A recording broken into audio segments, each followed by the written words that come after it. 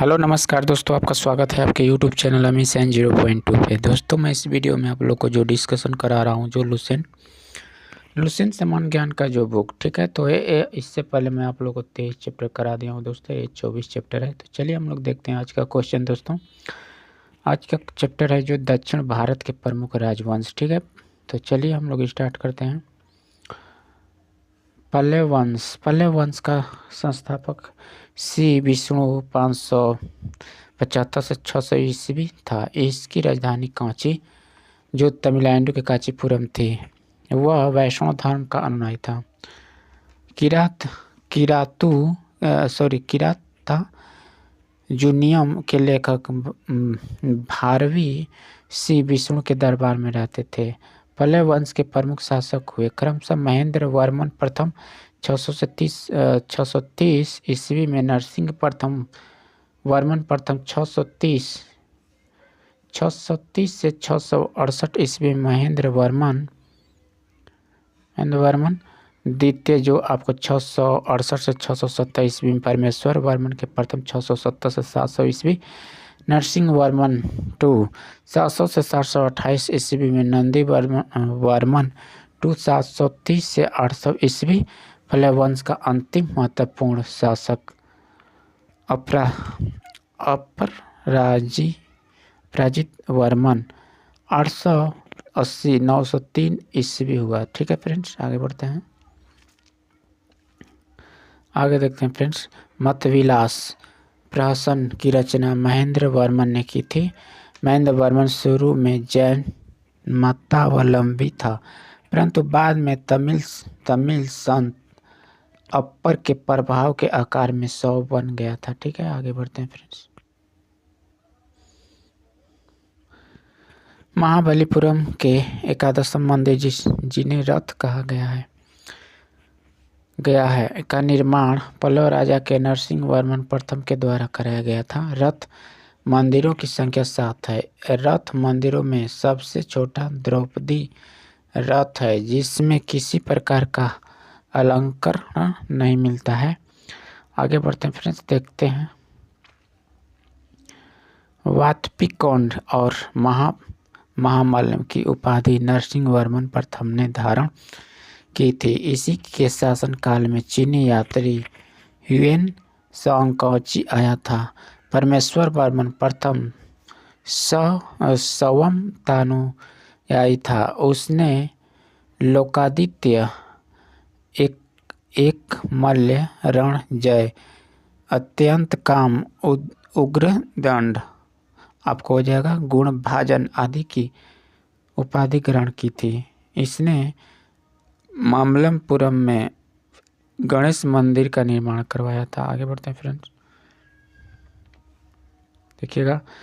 परमेश्वर वर्मन प्रथम विद्या प्रेमी भी था और उसने विद्या नीति की उपाधि भी ली थी। अरबों के आक्रमण के समय पल्लवों का शासक जो नरसिंह वर्मन टू था, उसने राजाओं में सी आगमन प्रिय, शास्त्रों का प्रेमी और शंकर भक्त, शिव का उपासक की उपाधियां धारण की।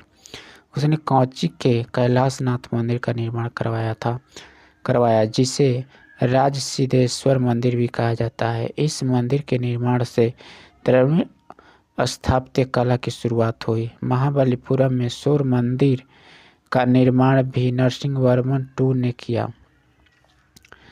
कांची के कैलाशनाथ मंदिर में पल्लव राजाओं और रानियों की आदम का तस्वीरें लगी। 10 कुमार चरित्र के लेखक दंडी नरसिंह वर्मन द्वितीय के दरबार में रहते थे। कांची के मुक्तेश्वर मंदिर तथा वैकुंठ पेरुमाल मंदिर का निर्माण नंदी वर्मन द्वितीय ने कराया। आगे बढ़ते हैं। प्रसिद्ध वैष्णव संत तिरुमल गई अलवार नंदी वर्मन द्वितीय के समकालीन थे। चोल 9वीं शताब्दी में चोल वंश पल्लवों के ध्वंसावशेषों पर स्थापित हुआ। इस वंश के संस्थापक विजयालय 850 से 87 ईस्वी थे, जिसकी राजधानी तंजौर या तंजावुर था। तंजावुर का वास्तुकला कुंजर मल्ल राजराज पेरुत्तच था। ठीक है, आगे बढ़ते हैं। देखिएगा फ्रेंड्स, विजयालय ने नर्स केसरी की उपाधि धारण की और निस्भुसुदिनी देवी का मंदिर बनवाया। चोलों का स्वतंत्र राज्य आदित्य प्रथम ने स्थापित किया। पल्लवों पर विजय पाने के उपरांत आदित्य प्रथम ने कंडराम की उपाधि धारण की। ठीक है, चोल वंश के प्रमुख राजा थे Parantaka one, Rajaraja one, Rajendra one, Rajendra two एवं आपको हो जाएगा कुलोत्तुंग। ठीक है, आगे बढ़ते हैं। तक्कोलम के युद्ध में राष्ट्रकूट नरेश कृष्ण III ने प्रांतक वन को पराजित किया। इस युद्ध में प्रांतक वन का बड़ा लड़का राजादित्य मारा गया। ठीक है, राजराज प्रथम ने श्रीलंका पर आक्रमण किया। वहां के राजा महिमफोर को भागकर श्रीलंका के दक्षिण जिला रोहड़ में शरण लेनी पड़ी। ठीक है, राजराज वन श्रीलंका के विजित प्रदेशों को चोल साम्राज्य का एक नया प्रांत मुंडी चोलमंडलम बनाया और पोलनरुवा को इसकी राजधानी बनाया। ठीक है, आगे बढ़ते हैं। राजराज वन शैव धर्म का अनुयायी था। इसने तंजौर में राजेश्वर का शिव मंदिर बनाया। चोल साम्राज्य का सर्वाधिक विस्तार राजेंद्र प्रथम के शासन काल में हुआ है। बंगाल का पाल शासक महिपाल को पराजित करने के बाद राजेंद्र प्रथम गंगैकोंड चोल की उपाधि धारण की और नवीन राजधानी गंगैकोंड चोलमपुरम के निकट चोलमगंगम नामक विशाल तालाब का निर्माण करवाया। आगे बढ़ते हैं फ्रेंड्स। चोल काल में भूमि प्रकार। आगे बढ़ते हैं फ्रेंड्स, देखिएगा।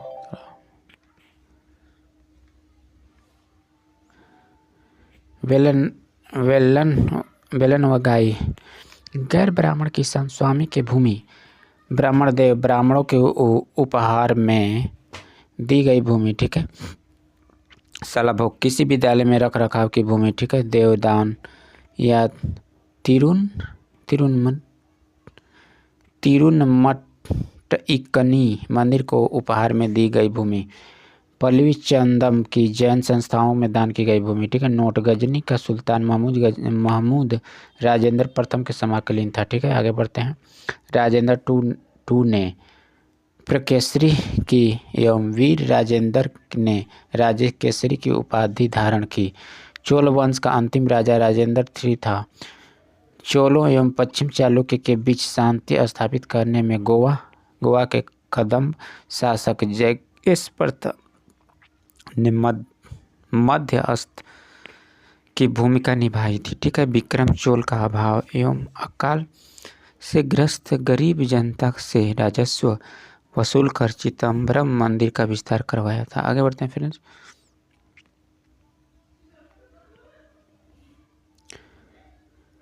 कुलोत्तुंग II ने चिदम्बरम मंदिर में स्थित गोविंदराज विष्णु की मूर्ति को समुद्र में फेंकवा दिया। ठीक है, कालांतर में वैष्णव आचार्य रामानुजाचार्य ने उक्त मंदिर का पुनः रुद्रवार किया और उसे तिरुपति के मंदिर में प्राण प्रतिष्ठा किया।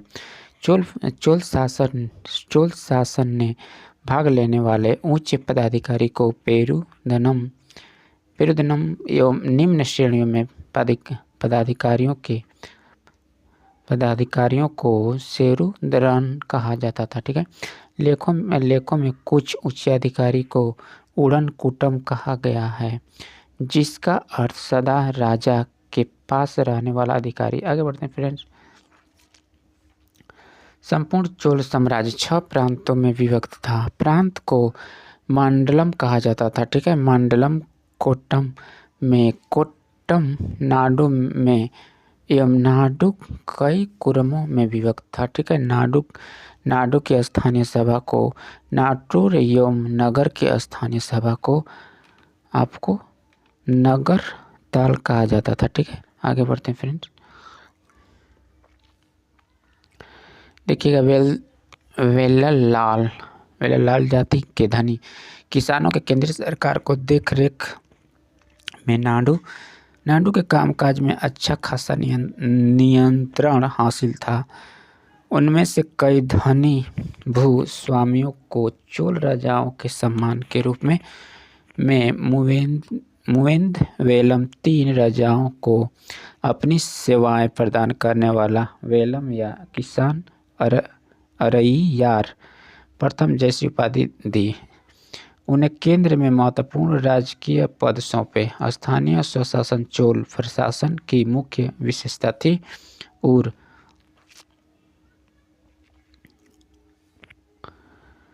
और सर्वसाधारण लोगों की समिति थी जिसका कार्य होता था सार्वजनिक कल्याण के लिए तालाबों और बगीचों के निर्माण हेतु गांव की भूमि का अधिग्रहण करना। ठीक है, सभा या महासभा यह मूलतः अग्रहारों और ब्राह्मण बस्तियों की सभा थी जिसके सदस्यों को पेरुमक्कल कहा जाता था। यह सभा वरियम नाम की समितियों के द्वारा अपने कार्य को संचालित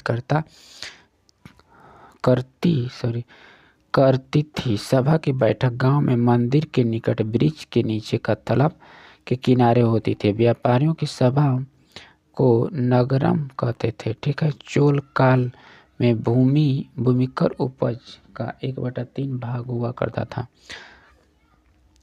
गांव में कार्य समिति की सदस्य के लिए जो वेतनभोगी कर्मचारी रखे जाते थे उन्हें मध्यस्थ कहते थे। ठीक है, उत्तर मेरू अभिलेख के अनुसार सभा की सदस्यता, आगे बढ़ते हैं फ्रेंड्स।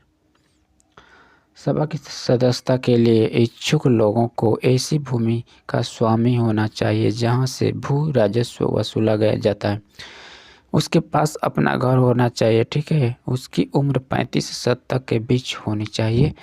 उन्हें वेदों का ज्ञान होना चाहिए। उन्हें प्रशासनिक मामले की इच्छा जानकारी होनी चाहिए और ईमानदारी होनी चाहिए। ठीक है, आगे बढ़ते हैं फ्रेंड्स। यदि कोई पिछले 3 सालों में किसी समिति का सदस्य रहा है तो वह किसी और समिति का सदस्य नहीं बन सकता है। ठीक है, जिसने अपने संबंधियों के खाते जमा नहीं कराए हैं वह चुनाव नहीं लड़ सकता है। ठीक है, आगे बढ़ते हैं फ्रेंड्स। ब्राह्मणों की दी गई कर्ममुक्ति भूमि को चतुर्वेदी मंगलम एवं दान दी गई भूमि को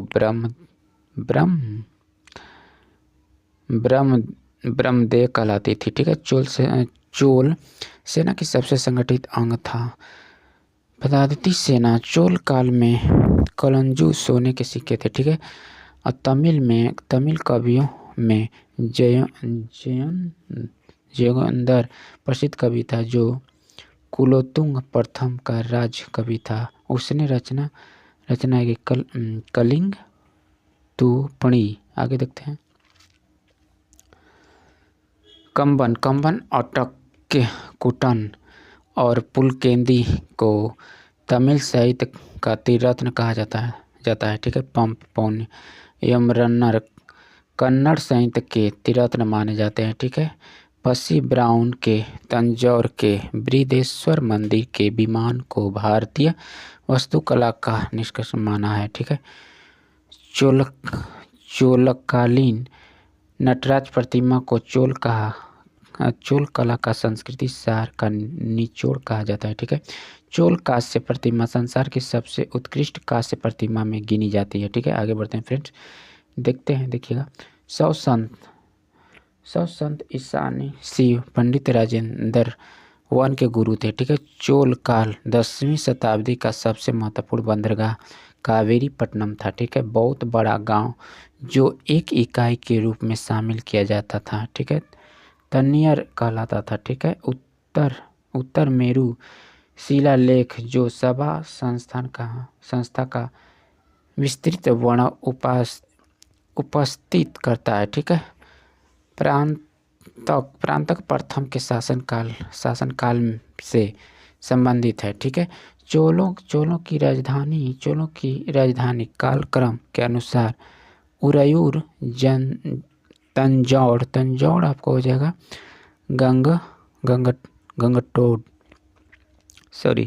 गंगोकोट, चोलमपुरम एवं कांची हो जाएगा। ठीक है। चोल काल में सड़कों की देखभाल बागान समिति कराती थी। कौन कराती थी? बागान समिति कराती। चोल काल में आम वस्तुओं के आदान प्रदान का आधार धान था। ठीक है। चोल काल के विशाल व्यापारी समूह निम्न थे: वलंजियार, नाना देशी एवं मानीग्राम। ठीक है। विष्णु के उपासक अलवार व शिव के उपासक नयनार संत कहलाते थे। ठीक है। राष्ट्रकूट देखते हैं। राष्ट्रकूट राजवंश का संस्थापक दैत्य दुर्ग जो 752 ईस्वी तक था। शुरुआत में वे कर्नाटक के चालुक्य राजाओं के अधीन थे। इसकी राजधानी आपका हो जाएगा मानकीर या मानखेत। वर्तमान में मालखेत सोलापुर के निकट थी। राष्ट्रकूट वंश के प्रमुख शासक थे कृष्ण प्रथम, ध्रुव गोविंद द्वितीय, अमुक वर्ष कृष्ण टू। अरे यार क्यों आ गई यार। मानकीर या मानखेत, वर्तमान में मानखेत जो सोलापुर के निकट थी। राष्ट्रकूट वंश के प्रमुख शासक थे कृष्ण प्रथम, ध्रुव गोविंद जो द्वितीय, अमोघ वर्धन कृष्ण टू, इंद्र 3 एवं कृष्ण 3। एलोरा के प्रसिद्ध कैलाश मंदिर का निर्माण कृष्ण प्रथम ने करवाया था। ध्रुव राष्ट्रकूट वंश का पहला शासक था जिसने कन्नौज पर अधिकार करने हेतु विपक्षी संघर्ष के भाग लिया और प्रतिहार नरेश वत्स राजोपाल नरेश धर्मपाल को पराजित किया। ध्रुव को धारावर्ष भी कहा जाता था। ठीक है। गोविंद द्वितीय ने त्रिपक्षीय संघर्ष में भाग लेकर चक्र युद्ध एवं उसके संरक्षण धर्मपाल तथा प्रतिहार वंश के शासक नागभट्टू को पराजित किया। पल्लव जो आपको हो जाएगा पांड्य, केरल एवं गंग शासकों के संघ को गोविंद 3 ने नष्ट किया। ठीक है। आगे बढ़ते हैं। अमोघ वर्ष जैन धर्म का अनुयायी था। इसने कन्नड़ में कविराज मार्ग की रचना की। आदि पुराण के रचनाकार जिनसेन, गणितासार संग्रह के लेखक महाविचार्य एवं अमोघ वृत्ति के लेखक सत्यायना अमोघ वर्ष के दरबार में रहते थे। ठीक है। अमोघ वर्ष में तुंगभद्र नदी में जल समाधि लेकर अपने जीवन का अंत किया। ठीक। इंद्र 3 ने शासनकाल में अरब निवासियों के अलम सूती भारत आया। इसने तत्काल राष्ट्रकूट शासकों को भारत का श्रेष्ठ शासक कहा। राष्ट्रकूट वंश का अंतिम महान शासक कृष्ण 3 था। इसी के दरबार में कन्नड़ भाषा के कवि पौन रहते थे जिन्हें शांति पुराण की रचना की। आगे बढ़ते हैं। कल्याण के चालुक्य तैलप 2 ने 973 ईस्वी में फारक को हराकर राष्ट्रकूट राज्य का अपना अधिकार कर लिया और कल्याणी के चालुक्य वंश की नींव डाली। ठीक है। एलोरा एवं एलिफेंटा महाराष्ट्र के गुआ मंदिर का निर्माण राष्ट्रकूटों के समय ही हुआ। एलोरा में 34 शैलकृति गुफाएं हैं। इनमें से 1 से 12 तक बौद्ध, 13 से 29 तक हिंदू एवं 30 से 34 तक जैनों की गुफाएं हैं। बौद्ध गुफाओं में सबसे प्रसिद्ध विश्वकर्मा गुफा संख्या 10 है। इसमें एक चैत्य है। वहाँ पर 2 मंजिली और 3 मंजिली गुफाएं भी है जिन्हें दो थल तथा 3 थल नाम दिया गया है। ठीक है। एलोरा की गुफा 15 में विष्णु को नरसिंह अर्थात पुरुष सिंह के रूप में दिखाया गया है। नोट: एलोरा गुफाओं का सर्वप्रथम उल्लेख फ्रांसीसी यात्री थेविनेट ने 17वीं शताब्दी में किया था। ठीक है। राष्ट्रकूट 100 वैष्णव शाक्य संप्रदायों के साथ जैन धर्म के भी उपासक थे। ठीक है। राष्ट्रकूटों ने अपना राज्यों में मुसलमान व्यापारियों को बसने तथा इस्लाम का प्रचार की स्वीकृति दी थी। चालुक्य वंश कल्याणी के चालुक्य वंश की स्थापना तैलप II ने की थी।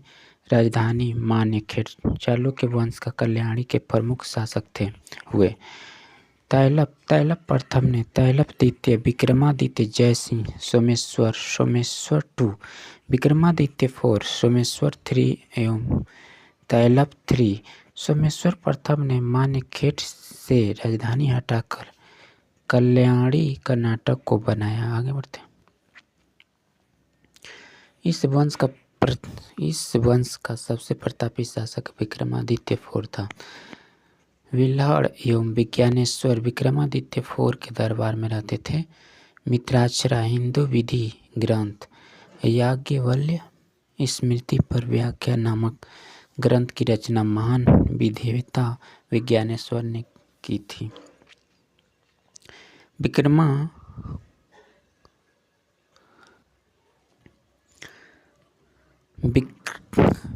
विक्रमांकदेव चरित्र की रचना विल्हड़ ने की थी। इसने विक्रमादित्य IV के जीवन पर प्रकाश डाला गया। ठीक है। चालुक्य वंश वातापी। आगे बढ़ते हैं। जयसिंह ने वातापी के चालुक्य वंश की स्थापना की, जिसकी राजधानी वातापी बीजापुर के निकट थी। इस वंश के प्रमुख शासक थे पुलकेशिन प्रथम, कीर्तिवर्मन पुलकेशिन II, विक्रमादित्य, विनयादित्य एवं विजयादित्य। इसमें सबसे प्रतापी राजा पुलकेशिन II था। ठीक है। महाकूट स्तंभ लेख के प्रमाणित होता है कि पुलकेशिन II बहुत सुवर्ण एवं अग्निष्टोम यज्ञ संपन्न करवाया था।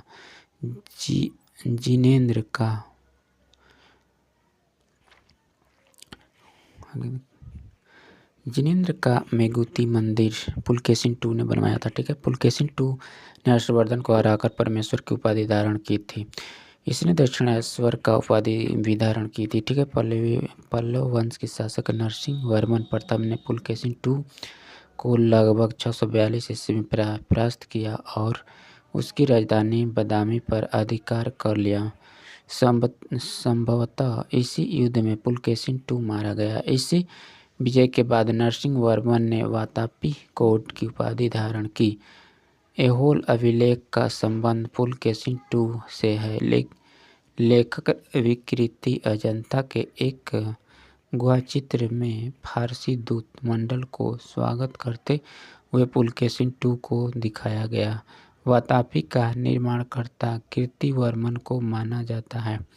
मालवा को जीतने के बाद विनयादित्य ने शकलोत्तरपथनाथ की उपाधि धारण की।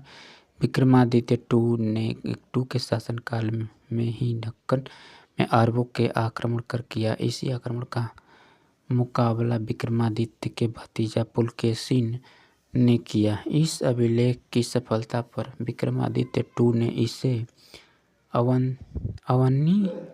अवनिजाश्रय की उपाधि प्रदान की। विक्रमादित्य II की प्रथम पत्नी लोकमादेवी ने पट्टदकल में विरूपाक्ष महादेव मंदिर तथा उसकी दूसरी पत्नी त्रैलोक्य देवी ने त्रैलोक्येश्वर मंदिर का निर्माण कराया। ठीक है। इस वंश का अंतिम राजा कीर्तिवर्मन द्वितीय था। इसे इसके सामंत दंत्यदुर्ग ने परास्त कर एक नए वंश राष्ट्रकूट वंश की स्थापना की। ठीक है। ऐहोल को मंदिर का शहर कहा जाता है। ठीक है। ऐहोल को मंदिर का शहर कहा जाता है। चालुक्य वंश बेगी के चालुक्य वंश का संस्थापक विष्णुवर्धन था। इसकी राजधानी वेगी आंध्र प्रदेश में थी। इस वंश के प्रमुख शासक थे जय सिंह प्रथम, इंद्रवर्धन, विष्णुवर्धन द्वितीय, जय सिंह द्वितीय एवं विष्णुवर्धन III। ठीक है, इस वंश के प्रमुख प्रतापी राजा विजयादित्य द्वितीय था, जिसका सेनापति पंडरंग था। ठीक है, आगे बढ़ते हैं। यादव वंश। देवगिरी के यादव वंश की स्थापना विल्लम पंचम ने की। इसकी राजधानी देवगिरी थी। इस वंश का सबसे प्रतापी राजा सिंहण, जो 1210 से 1246 ईस्वी था। इस वंश का अंतिम स्वतंत्र शासक जो रामचंद्र था, जिसने अलाउद्दीन के सेनापति मलिक काफूर के सामने आत्मसमर्पण किया। होयसल वंश। आगे बढ़ते हैं। द्वार समुद्र के होयसल वंश का संस्थापक विष्णुवर्धन ने की थी। होयसल वंश यादव वंश की एक शाखा थी। वेलूर में चेन्ना केशव मंदिर का निर्माण विष्णुवर्धन ने 1117 ईस्वी में किया था। होयसल वंश का अंतिम शासक वीर पल्लव द्वितीय था, जिसे मालिक काफूर ने हराया था। होयसल वंश की राजधानी द्वार समुद्र आधुनिक हलेवीड था। कदम वंश की स्थापना मयूर शर्मन ने की थी। कदम वंश की राजधानी वनवासी था। गंग वंश का संस्थापक आपको जगह ब्रजहर्ष पंचम था। अभिलेख के अनुसार गंग वंश के प्रथम शासक कोकड़ी वर्मा था। गंगों की प्रारंभिक राजधानी कोलर थी, जो बाद में तलकांड हो गई। ठीक है, दंत सूत्र पट्टिका लिखने वाला गंग शासक माधव प्रथम था। काकतीय वंश का संस्थापक बीटा प्रथम था, जिसने आपको जगह नलगोंडा हैदराबाद में एक छोटे से राज्य का गठन किया, जिसकी राजधानी अमरकोट थी। इस वंश का सबसे शक्तिशाली शासक जो आपको जगह गणपति था। रुद्रमा देवी गणपति की बेटी थी, जिसने रुद्रदेव महाराज का नाम ग्रहण किया, जिसने 35 वर्ष तक शासन किया। गणपति ने अपनी राजधानी वारंगल में स्थानांतरित कर ली थी। इस राजवंश का अंतिम शासक आपको हो जाएगा प्रताप रुद्र, जो 1295 से 1323 ईस्वी था। ठीक है दोस्तों, इस वीडियो में इसका चैप्टर जो यहीं से समाप्त हो गया। ठीक है, हम लोग नेक्स्ट चैप्टर में देखेंगे जो 25 नंबर चैप्टर है, जो सीमावर्ती राजवंशों का अनुभव युद्ध है। ठीक है, तो दोस्तों वीडियो अच्छा लगा होगा तो जरूर लाइक कर दीजिएगा, और चैनल पर नए होंगे तो चैनल को भी आप सब्सक्राइब कर दीजिएगा। ठीक है, हम लोग नेक्स्ट वीडियो में देखेंगे सीमावर्ती राजवंशों का अभियुदय। ठीक है, तब तक के लिए धन्यवाद।